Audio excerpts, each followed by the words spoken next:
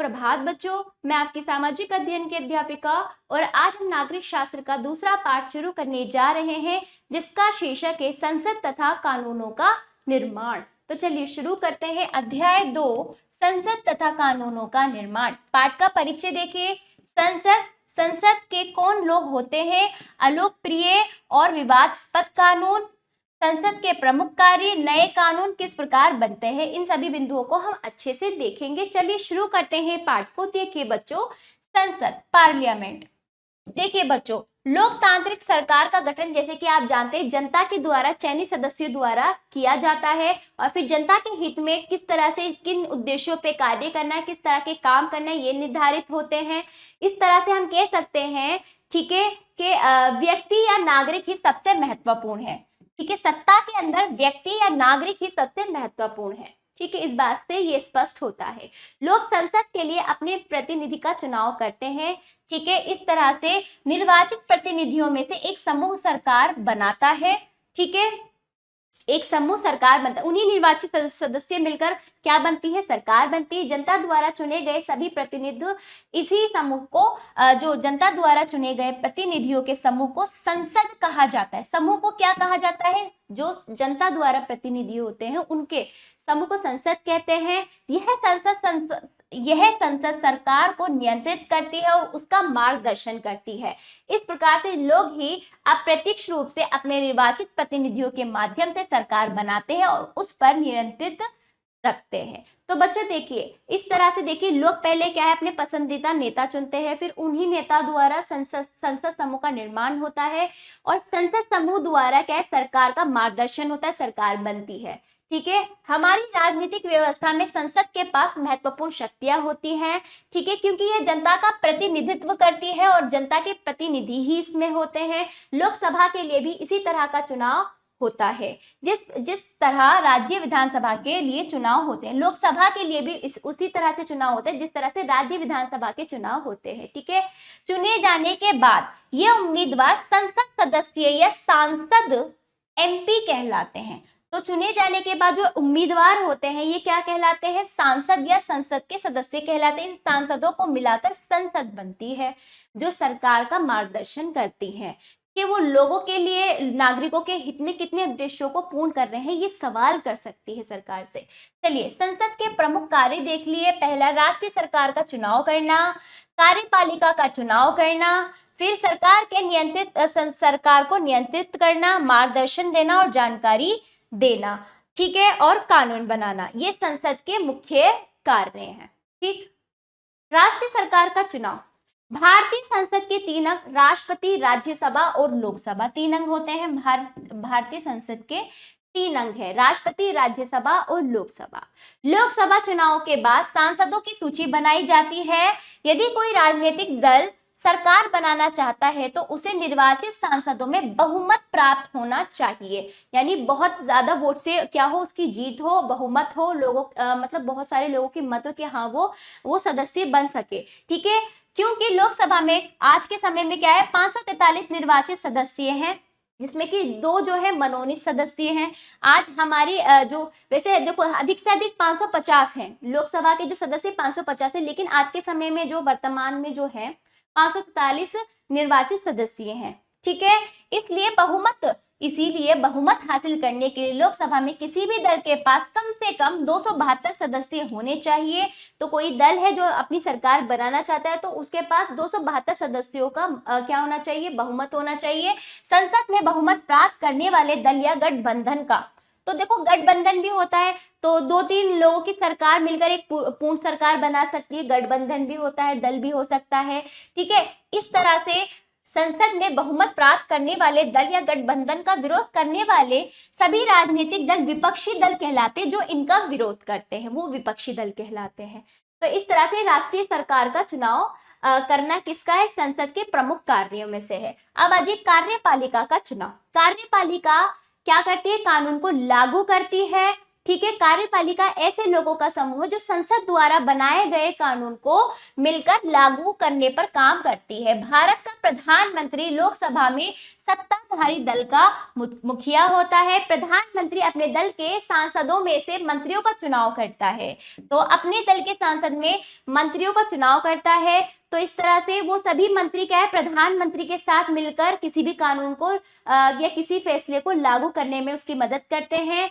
ठीक है। और जो मंत्री होते हैं स्वास्थ्य, शिक्षा, वित्त इत्यादि विभिन्न सरकारी कार्यों का उत्तरदायित्व संभालते हैं। तो इन सभी क्षेत्रों से ये इन सभी क्षेत्रों में बांटा जाता है जो प्रधानमंत्री द्वारा मंत्री चुने जाते हैं। यदि किसी एक राजनीतिक दल को बहुमत नहीं मिल पाता है तो वो सरकार बनाने के लिए कई राजनीतिक दल मिलकर एक गठबंधन, जैसे कि मैंने भी बताया, गठबंधन दो या दो से अधिक सरकार द्वारा जो बनाई जाती है, ठीक है, गठबंधन सरकार बना लेते हैं और साझा मुद्दों पर काम करते हैं। तो इस तरह से तथ्य ज्ञान देखिए, राष्ट्रपति द्वारा मनोनीत सदस्य ऐसे व्यक्ति होते हैं जो शिक्षा, कला, विज्ञान आदि के क्षेत्र में ख्याति प्राप्त हो। समझ गए? तो क्या हो, वो विशेष रूप से शिक्षा के स्तर में, कला के स्तर में बहुत जाने माने लोग हो, जिसे क्या है राष्ट्रपति द्वारा बुलाया जा सकता है संसद के अंदर। ठीक है। अब आइए तीसरे नंबर पर सरकार को नियंत्रित करना, मार्गदर्शन करना। तीसरे नंबर पर सरकार को नियंत्रित करना, मार्गदर्शन करना, जानकारी देना। किसकी जानकारी? नागरिकों की।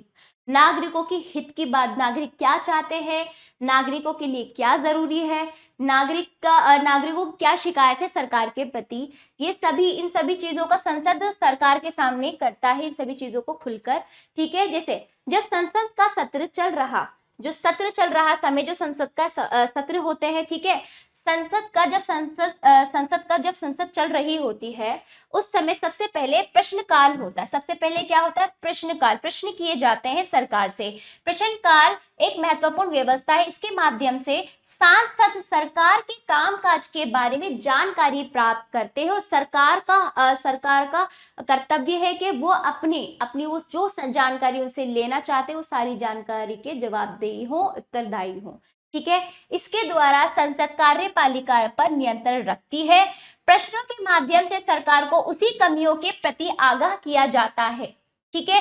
इस तरह सरकार को भी जनता के प्रतिनिधि अर्थात सांसदों के द्वारा जनता की राय जानने का अवसर मिलता है। सरकार से प्रश्न पूछना किसी भी सांसद का बहुत महत्वपूर्ण उत्तरदायित्व होता है। प्रश्न करने जरूरी है। ठीक है। लोकतंत्र के स्वस्थ संचालन में विपक्षी दल की अहम भूमिका होती है। वे सरकार की नीतियों और कार्यक्रमों की कमियों को सामने लाते हैं, ढूंढ कर लाते हैं। सरकार क्या कर रही है तो विपक्षी दल सवाल करते हैं, सरकार के जो विपक्षी दल हैं, ठीक है, और अपनी नीतियों के लिए जन समर्थन जुटाते हैं। ठीक है। लोगों के क्या मत है, लोगों का क्या समर्थन करना है, ये सभी बात संसद के अंदर सरकार के सामने रखी जाती है। जनप्रतिनिधियों के रूप में सरकार को नियंत्रित, निर्देशित और सूचित करने में सांसदों की एक अहम भूमिका होती है और यह भारतीय लोकतंत्र का एक महत्वपूर्ण आयाम है। तो इस तरह से जो चयनित प्रतिनिधि होते हैं वही अपनी क्या है, देश के नागरिकों के प्रति क्या करते हैं, अहम भूमिका निभाते हैं, जनप्रतिनिधि कहलाते हैं। चौथे नंबर पर कानून बनाना। संसद का कार्य क्या है? कानून बनाना संसद का एक महत्वपूर्ण कार्य, जिसके बारे में आप आगे विस्तार से पढ़ेंगे। अब आइए, संसद में कौन कौन लोग होते हैं? संसद में विभिन्न पृष्ठभूमि वाले लोगों की संख्या बढ़ती जा रही है। दलितों, पिछड़ी जातियों, अल्पसंख्यकों और महिलाओं की राजनीतिक भागीदारी भी बढ़ती जा रही है। ठीक है। इस तरह से कुछ सीटें जो हैं अनुसूचित जातियों और जनजातियों के लिए आरक्षित की गई है संसद के अंदर। ठीक है। अनुसूचित जाति और जनजातियों के लिए 60 साल पहले संसद में केवल 4% महिलाएं थी। आज भी उनकी संख्या 9% ही है, इससे ऊपर नहीं पहुंच पाई। जबकि इस बात पर ध्यान देना है कि औरतों की आबादी भी आधी है हमारे देश में, तो संसद में उनकी आबादी के अनुसार उनका प्रतिनिधित्व बहुत कम है। तो इस बात पर आवाज उठाने की जरूरत है कि क्योंकि क्या है, हमारा संविधान लिंग के आधार पर असमानता पर जोर नहीं, समानता स्वतंत्रता के ऊपर हमारा संविधान लिखा गया है। चलिए, नए कानून किस प्रकार बनते हैं? देखो, कानून किस तरह से बनता है। कानून बनाने में संसद की एक महत्वपूर्ण भूमिका होती है। ठीक है। और इस तरह से कानून बनने के लिए कई प्रक्रियाओं से गुजरना पड़ता है। ठीक है। आमतौर पर सबसे पहले समाज के विभिन्न समूह की किसी विशेष कानून के लिए आवाज उठाते हैं। आमतौर पर समाज में कोई ऐसा कानून जिसकी आवश्यकता है, वो कमी को दूर करना, उसके उसके लिए एक कानून लाना, तो इसके लिए पहले आवाज उठाई जाती है। यह आवाज टेलीविजनों, रिपोर्टों, अखबारों के संपादकीयों, रेडियो प्रसारणों आदि सभाओं द्वारा सुनी व व्यक्त की जाती हैं। ठीक है, इन सारे संचार माध्यमों के द्वारा संसद का काम ठोस और पारदर्शी तरीके से जनता के सामने आता है। तो इस तरह से जनता पहले देखती है किस तरह का कानून है, कैसा कानून है। ये नहीं कि एकदम से बनाया और लागू कर दिया, नहीं, पहले जनता को दिखाया जाता है।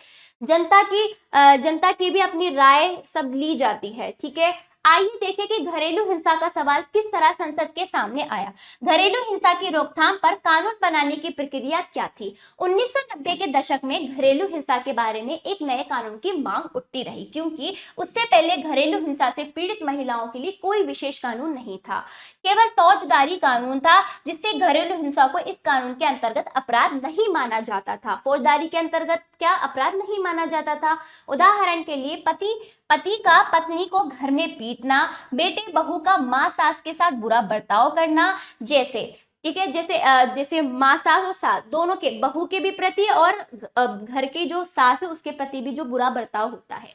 ठीक है, ऐसे घरेलू हिंसा के मामले प्राय फौजदारी मामले में नहीं समझे जाते थे और इसको अपराध भी नहीं माना जाता था। 1990 के दशक में महिलाओं ने इसके विरुद्ध आवाज उठानी आरंभ की। कुछ समाज सेवी महिलाओं ने सभाएं की और इसके विरुद्ध कानून की मांग की। जो सेविकाएं थी उन्होंने भी मांग की इस बात पर। 1999 में वकीलों, कानून के विद्यार्थियों, वैज्ञानिक समाज और संगठन लॉयर्स कलेक्टिव ने राष्ट्रवादी चर्चा के बाद घरेलू हिंसा के विधेयक का मसीहा तैयार किया। ठीक है, घरेलू हिंसा रोकथाम के लिए एक विधेयक तैयार किया। इस विधेयक में बहुत सारे लोगों को पढ़ाया गया। कुछ महिलाओं ने सुझाव दिया कि घरेलू हिंसा की परिभाषा में शारीरिक, आर्थिक, यौन एवं मौखिक भावनात्मक दुर्व्यवहार को भी शामिल किया जाना चाहिए। कुछ महिलाओं ने कहा, साझा घरेलू दायरे में रहने वाली किसी महिला को इस कानून के तहत रखा जाना चाहिए, उसे साझा मकान की बेदखली से बचाया जाना चाहिए। तो सबको अपनी अपनी राय, महिलाओं ने अपनी अपनी बात कही, अलग अलग धर्मों से निकल के आई, अपने जो चली आ रही रूढ़िवादी बातों को रखा गया कि ये चीजें दूर होनी चाहिए। इस तरह से इन बातों पे ध्यान देना चाहिए। इसके लिए महिलाओं ने आवाज उठाई। विचार विमर्श के लिए अलग अलग संस्थानों के साथ बैठक हुई और महिला आंदोलन के सदस्यों ने आवाज उठाई। ठीक है, कि घरेलू हिंसा पर एक कानून नया वो चाहती हैं इस प्रकार की। ठीक है, सरकार को यह प्रस्ताव जल्दी संसद में पेश करना चाहिए। तो इस तरह की आवाज उठाई। आखिर सन 2002 में यह विधेयक संसद में पेश किया, ठीक है, किया गया, परंतु जिस रूप में यह विधेयक पेश किया गया, महिला संगठन के सदस्य इससे क्या रहे, संतुष्ट नहीं हुए, क्योंकि विधेयक में कोई यह बात नहीं थी कि जैसा वो चाहती थी, जैसी उनकी मांग थी, उस विधेयक में लिखित रूप में वो बात नहीं थी। उन्होंने संवाददाता सम्मेलन बुलाकर विधेयक के इस रूप का विरोध किया। कई महिला संगठनों और राष्ट्रीय महिला आयोग ने संसदीय स्थायी समिति को अपने सुझाव पेश किए। उन्होंने कहा कि इस कानून में बच्चों की अस्थायी कस्टडी का भी इंतजाम होना चाहिए। संसदीय स्थायी समिति ने दिसंबर 2002 में अपनी सिफारिशें राज्यसभा को सौंप दी। इन सिफारिशों को लोकसभा में भी पेश किया गया। कमेटी की रिपोर्ट में महिला संगठनों की अधिकारों को मांग को स्वीकार कर लिया गया। सन 2005 में संसद के सामने एक नया विधेयक पेश किया।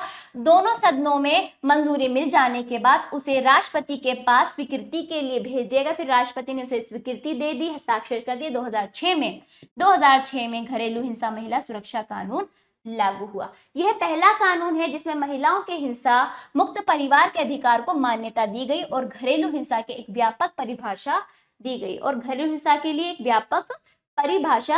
गई कि घरेलू हिंसा के अंदर क्या क्या चीजें नहीं होनी चाहिए, उन पर एक कानून बना। इस प्रकार इस उदाहरण से स्पष्ट हो जाता है कि नागरिकों की भूमिका कानून बनाने में किस प्रकार अहम है। तो आपने देखा बच्चों, ये कानून जो होता है, कोई भी कानून इस तरह से लागू नहीं, एकदम समाज में भी पहले समाज में जब उसको पहले उसके ऊपर चर्चा होती है, फिर बाद में जाके वो ऐसे कई प्रक्रियाओं से गुजरता हुआ राष्ट्रपति की अनुमति पर जाकर वो लागू होता है। ठीक है, अब आ जाइए अलोकप्रिय और विवादास्पद कानून। संसद द्वारा पारित किसी कानून से यदि समाज के कुछ वर्गों को या किसी एक वर्ग को भी ये लगता है कि यह कानून उनके मूल अधिकारों की अवहेलना करता है तो ये न्यायालय की शरण में जा सकते हैं। न्याय के लिए जा सकते हैं कि वो जो कानून है नागरिकों के लिए सही नहीं है तो वो न्यायालय सुप्रीम कोर्ट, हाई कोर्ट इनका दरवाजा खटका सकते हैं। यदि न्यायालय को ऐसा लगता है कि यह कानून संविधान के विरुद्ध है तो इसमें संशोधन कर सकता है और इसे रद्द भी कर सकता है। लोकतंत्र में नागरिकों को इस बात का ध्यान रखना चाहिए कि नागरिक के रूप में हमारी भूमिका प्रतिनिधियों के चुनाव के साथ ही समाप्त नहीं हो जाती। इसके बाद भी हम अखबारों व अन्य समाचारों के माध्यम से सांसदों के कामकाज पर नजर रखते हैं, उनकी आलोचना कर सकते हैं, हम नागरिक आलोचना कर सकते हैं, उन पर विचार कर सकते हैं, अपनी बात कह सकते हैं। लोकतंत्र की सफलता के लिए नागरिकों की हिस्सेदारी बहुत आवश्यक है। यानी कि कानून बन गया, लोकतंत्र, लोगों का काम खत्म नहीं। लोग हर एक सरकार के हर एक कदम पर अपनी आवाज उठा सकते हैं, ठीक है, अपनी बात, अपनी अभिव्यक्ति कर सकते हैं, ठीक है। चलिए पाठ समाप्त हुआ। आशा करती हूँ ये पाठ आपको समझ आया होगा। संसद देख लीजिए, शब्द इनके अर्थ देख लीजिए बच्चों। संसद पूरे देश की जनता द्वारा चुने गए प्रतिनिधियों का समूह जिनमें से एक समूह केंद्र सरकार बनाता है। संसद के सदस्य जो जनता द्वारा चुने जाते हैं। गठबंधन, इसका तात्पर्य समूह या दलों के तात्कालिक गठजोड़ से है। इस अध्याय में गठबंधन का प्रयोग चुनावों के बाद किसी भी दल को बहुमत ना मिलने की स्थिति में बनने वाले गठजोड़ के लिए किया गया है। राजद्रोह देखिए, जब सरकार को ऐसा लगता है कि उसके विरुद्ध प्रतिरोध उत्पन्न हो रहा है या विद्रोह किया जा रहा है तो उसे राजद्रोह कहा जाता है। ऐसी स्थिति में सरकार को किसी भी गिरफ्तारी के लिए ठोस सबूत की आवश्यकता नहीं होती। विधेयक देखिए, विधेयक क्या होता है? किसी भी नए कानून को बनाने के लिए संसद में प्रस्तुत प्रस्ताव जो होता है वो विधेयक कहलाता है। सारांश देख लीजिए, जो लोग हैं अपने प्रतिनिधि चुनते हैं, ठीक है, संसद के लिए। फिर यही प्रतिनिधि एक सरकार को बनाते हैं। देश को बहुत सारे निर्वाचन क्षेत्रों में बांटा गया है, ठीक है। प्रत्येक निर्वाचन क्षेत्र में एक व्यक्ति को संसद में भेजा जाता है। प्रत्येक निर्वाचन क्षेत्र से एक व्यक्ति को संसद में भेजा जाता है, ठीक है।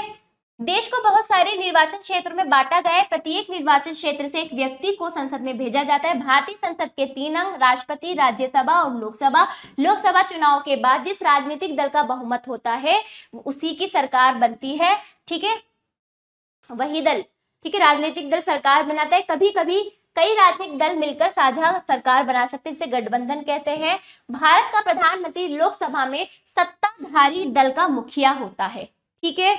और यही अपनी सांसदों में मंत्रियों का चुनाव करता है। राज्यसभा के 233 सदस्य का चुनाव राज्यों की विधानसभाओं के निर्वाचित सदस्य करते हैं एवं शेष 12 सदस्य राष्ट्रपति द्वारा मनोनीत हैं। जब संसद का सत्र चल रहा होता है तो सबसे पहले क्या होता है? प्रश्नकाल का समय चलता है, जिसमें प्रश्न सवाल किए जाते हैं, सरकार से पूछा जाता है, उनके कामकाज की जानकारी हासिल की जाती है। लोकसभा के स्वस्थ संचालन में विपक्षी दल का अहम भूमिका होती है, उस सरकार की एक एक कमी को पकड़ती है। संसद के प्रमुख कार्य राष्ट्रीय सरकार का चुनाव करना, सरकार को नियंत्रित करना, मार्गदर्शन देना और जानकारी देना तथा कानून बनाना। आमतौर से सबसे पहले समाज के विभिन्न समूह किसी विशेष कानून के लिए विभिन्न संचार माध्यमों के द्वारा आवाज उठाते हैं। जब कोई विधेयक दोनों सदनों में उसकी स्वीकृति हो जाती है तो उसे फिर राष्ट्रपति की स्वीकृति के लिए भेजा जाता है। राष्ट्रपति की स्वीकृति के बाद वह विधेयक जो होता है क्या बन जाता है? कानून बन जाता है। तो इस तरह से कानून लागू होता है, कई प्रक्रियाओं से गुजरना पड़ता है। चलिए बच्चों, अभ्यास कार्य पाठ समाप्त हो। वस्तुनिष्ठ प्रश्न,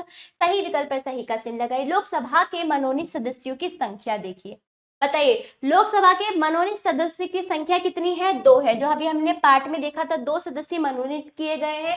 खा देखिए, ब्रिटिश शासन के दौरान लोग डैश से भयभीत रहते थे, ब्रिटिश सरकार से, ठीक है, क्योंकि अंग्रेजों के समय क्या है, हमारा भारत को अंग्रेजों ने गुलाम बनाया हुआ था, ब्रिटिश सरकार थी, है ना।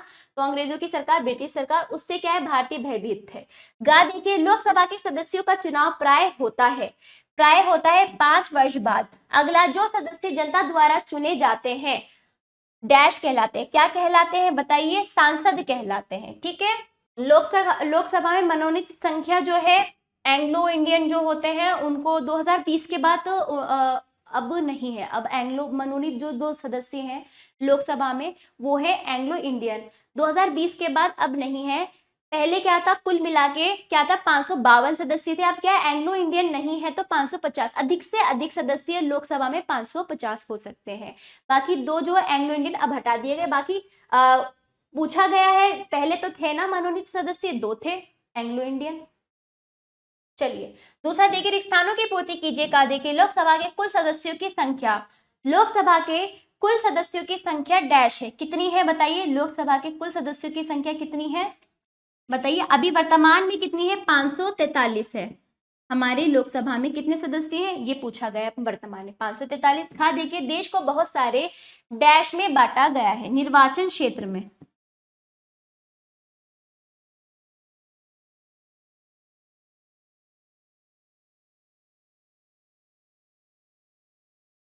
निर्वाचन क्षेत्रों में, ठीक है, देश को बहुत सारे निर्वाचन क्षेत्रों में बांटा गया है। 543 वर्तमान में हमारी लोकसभा के सदस्य हैं। गा देखिए बच्चों, भारत का प्रधानमंत्री लोकसभा में डैश दल का मुखिया होता है, सत्ताधारी।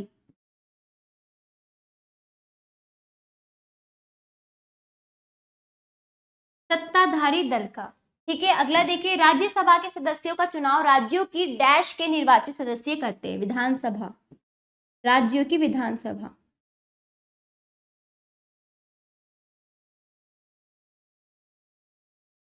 राज्यों की विधानसभा के निर्वाचित सदस्य करते हैं, ठीक है। देश के सभी वयस्कों को डैश डालने का अधिकार प्राप्त है, वोट, ठीक है। अगला देखिए, तीसरा, सही वाक्य के सामने सही तथा गलत वाक्य के सामने गलत का चिन्ह लगाइए। कहा देखिए, लोकतंत्र में नागरिकों का उत्तरदायित्व केवल अपनी प्रतिनिधि चुनने का तक ही सीमित है, गलत। ख देखिए बच्चों, ख, सन 2006 में घरेलू हिंसा महिला सुरक्षा कानून लागू हुआ, सही। गा देखिए, प्राचीन काल में एक ही अपराध के लिए ऊंची जाति और निम्न जाति के लोगों को अलग अलग सजा का प्रावधान था, बताइए, सही। पहले समय में ऐसा था पर अब नहीं है। घ देखिए, लोकतंत्र की सफलता के लिए नागरिकों की हिस्सेदारी अति आवश्यक है, सही। अगला, लोकसभा में महिलाओं के लिए आरक्षण की व्यवस्था है, सही, ठीक है। वस्तुनिष्ठ प्रश्न देखिए, अभ्यास 4 और 5 संक्षेप विस्तार में इन प्रश्नों के उत्तर पाठ के अनुसार देने का प्रयास करेंगे। बाकी अभ्यास आपको पूर्ण करना है। आशा करती हूँ ये पाठ आपको समझ आया होगा। मिलते हैं अगले पाठ में, धन्यवाद।